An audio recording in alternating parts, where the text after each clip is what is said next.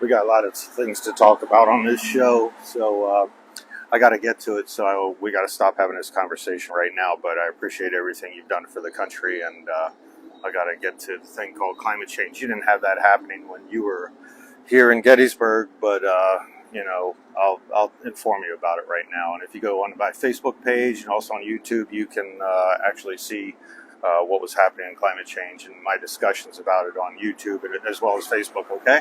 So it was nice talking with you, Thaddeus, and I'll get right back to you in a second and talk about you if you don't mind. I know you're a humble man, but we'll get this going, okay? So the show must go on. So no more chit chat. Okay, hello world. Welcome to the 185th Climate Change Emergency Protest here in Gettysburg, Pennsylvania. It is June 24th, 2022. July 1st will be the number 186th Climate Change Emergency Protest, and at various locations around Gettysburg, hopefully. Who you're seeing here is Thaddeus Stevens. He lived in Gettysburg area back in the early 1800s. I think it was 1816 to 1830 something. He was instrumental in introducing and putting through the 14th Amendment to the Constitution of the United States, which granted citizenship, due process under the law, and equal rights to the African Americans who were enslaved. The 13th Amendment ended slavery. He was sort of a part of that. He was a big part of the 14th Amendment, though. The 13th Amendment ended slavery except for imprisonment, which the Clinton crime bill was institutional in making the United States number one in the world in imprisoning people. We have more prisoners in prisons than does China or any other nation around the world, which is hard to believe. The 15th Amendment was allowed the African American community to vote as well, the males, of course. Females did not have a vote at that time anywhere in the United States. So Thaddeus Stevens pushed for what was right and just.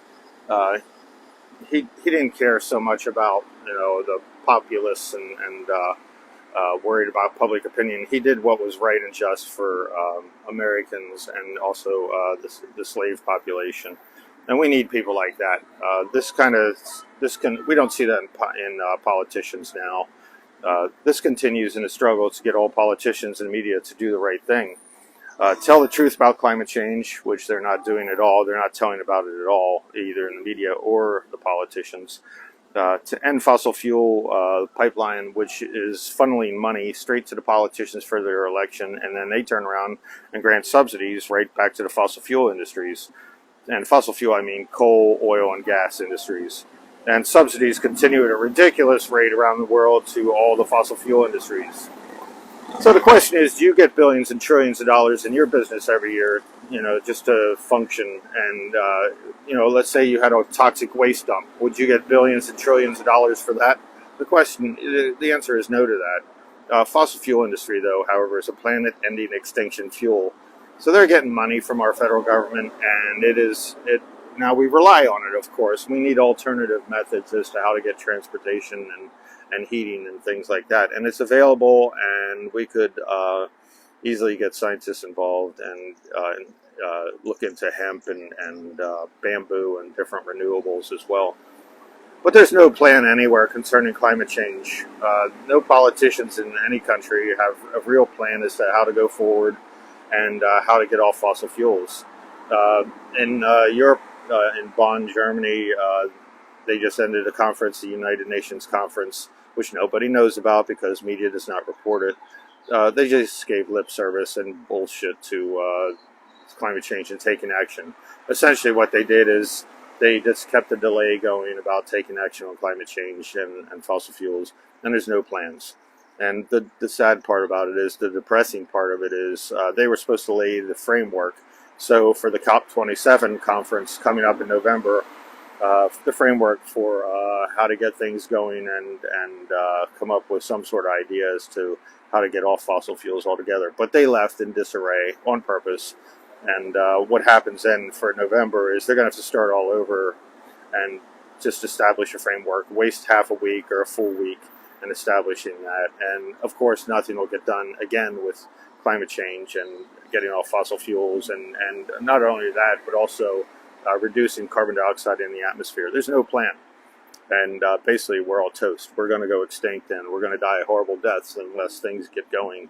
And we should have been doing this immediately 20 years ago, but now we continue the way we are because of various excuses, whether it's a war or we just can't do that right now, or whether the Russians cut us off fossil fuels. You know, in Europe they cut the gas pipeline, so they got to pump out more coal.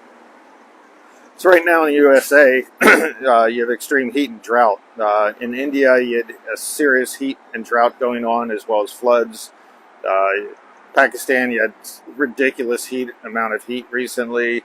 Bangladesh is having horrible floods. China is having horrible floods, heat, and also tornadoes, believe it or not.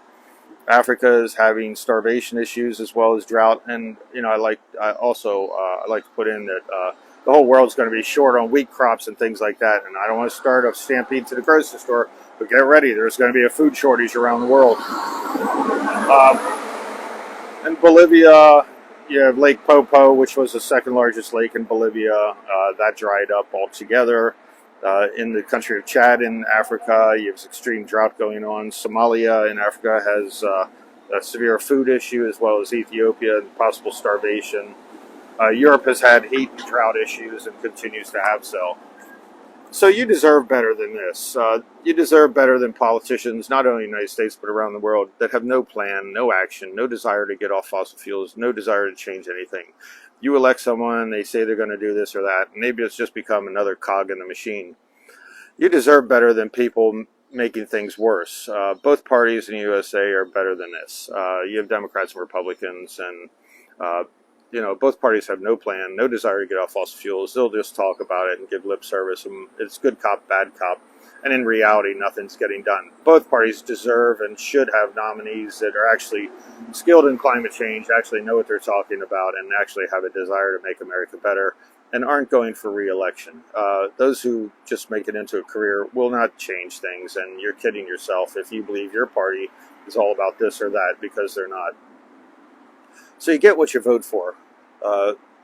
You know, what you need to do is look at climate change records of all politicians, whether it's federal politicians around the world or all the way down to your local politicians. If there's no plan to set up greenways or come up with plans or ask people about plans as to how to make things better concerning climate change, and there are tons of ways, things you can do that aren't even painful, that could make things better and improve the whole world as far as climate change goes.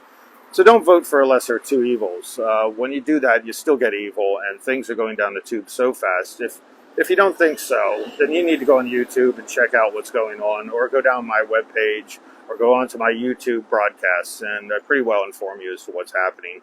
But I definitely recommend you go on YouTube and check out things that are going on. So, you know, if you're voting for less of two evils, you're better off not voting at all. Please don't vote if you're going to vote for people that are anti-climate change politicians, such as those that want to keep pumping out oil and come up with excuses why we can't get off fossil fuels right now. Yep, the prices will go up, and that's just the way it is. There's going to be some severe economic shocks when we switch over, if we ever switch over. But sooner or later, the severe shock will be going extinct and watching your friends and family die of starvation or violence or whatever else happens concerning climate change. And that's where we're headed. And it's not too far away the way we're headed. And we need some severe changes right now. But it's not going to happen.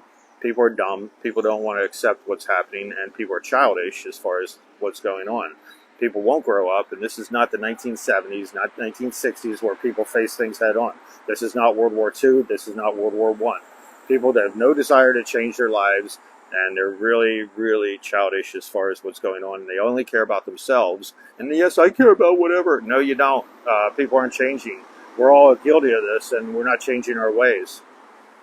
So a lot of people say it's too painful to get involved with climate change. It's too painful to do this or that. It scares me too much. Well, that's called a bystander. And silent participants in this situation are just participating in a murder of the world. If you're choosing to be a bystander, then you're allowing these politicians and the media to get away with not reporting about climate change. Martin Luther King said, "Our days begin to end on the day we become silent on things that matter."